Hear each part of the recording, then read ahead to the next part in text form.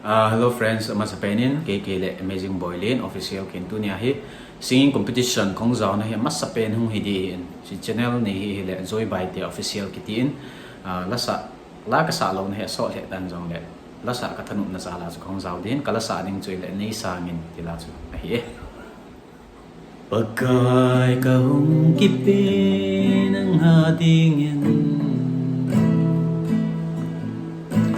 nakhut sunga ka nay mangin o katim na zong lâu kapil na zong lâu hình lal ka hin ko hi nay sangin o nay sangin ka hin na upaka na mintupi na di nay mangin kahina bang bangin nangin ay pobin lang na day na munzo sin nay mansan o kakipana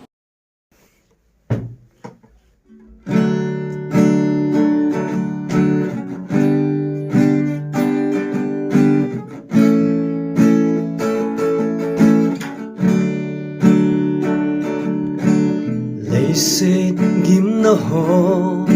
cả thô chim và tai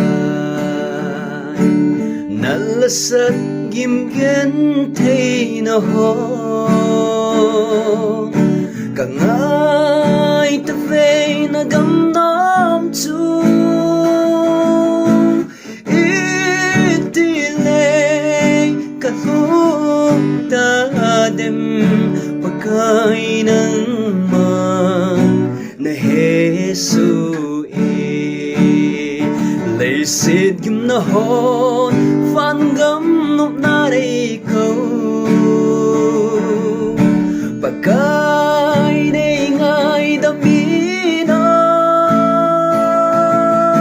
lay xịt gim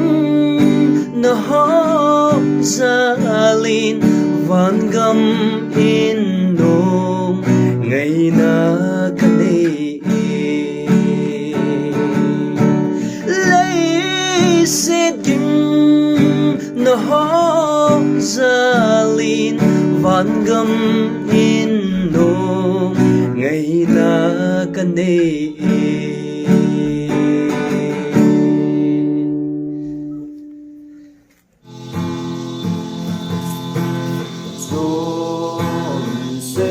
ding dong linh kỳ sĩ umin baka kan bele nay sango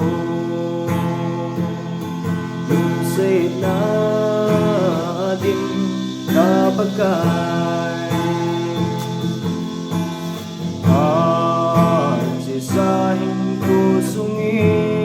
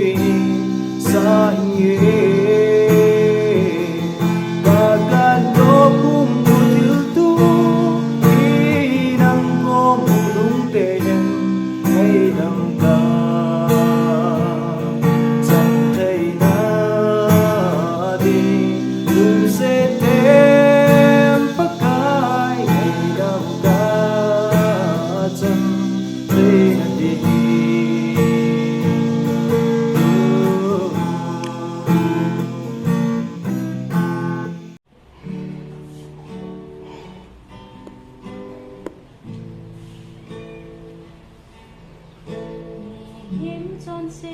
ta to na ding se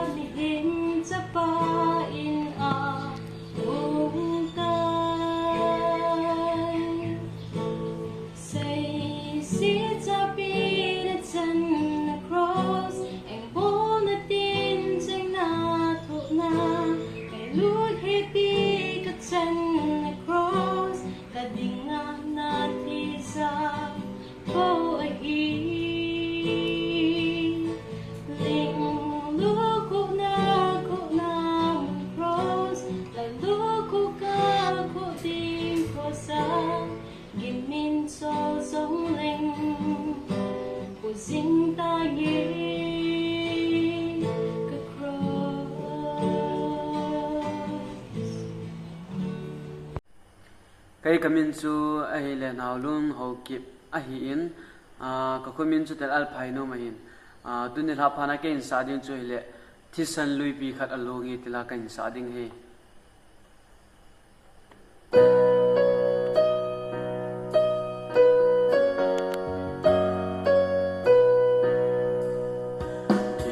thisan lui pi khat alongi Krista tha sung ako mi chon se ten chulu ya chun chon se da so phao về chon se da so